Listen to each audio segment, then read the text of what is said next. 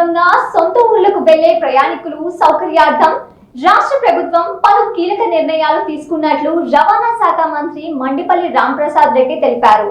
పండుగ రద్దీ దృష్ట్యా మహిళలకు ఉచిత బస్సు సౌకర్యం యథావిధిగా కొనసాగుతుందని, సంక్రాంతి సందర్భంగా ఎలాంటి అదనపు ఛార్జీలు విధించబోమని స్పష్టం చేశారు.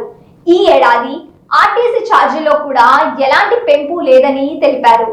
సొంత వాహనాలు, ప్రైవేట్ వాహనాల్లో ప్రయాణించే వారు జాగ్రత్తగా నిబంధనలు పాటిస్తూ క్షేమంగా సొంత ఊళ్లకు చేరుకోవాలని మంత్రి ఆకాంక్షించారు. సంక్రాంతికి సొంత ఊళ్లకు వెళ్లే ప్రయాణికులకు ఆంధ్రప్రదేశ్ ప్రభుత్వం తరఫున ఇది పండుగ కానుకగా అని అన్నారు. అదేవిధంగా ప్రైవేట్ బస్సులు అక్రమంగా ఛార్జీలు పెంచితే కఠిన చర్యలు తప్పవని హెచ్చరించారు. నిబంధనలకు విరుద్ధంగా అధిక ఛార్జీలు వసూలు చేస్తే సంబంధిత బస్సులను సీజ్ చేయడం జరుగుతుందని మంత్రి మండిపల్లి రాంప్రసాద్ రెడ్డి స్పష్టం చేశారు.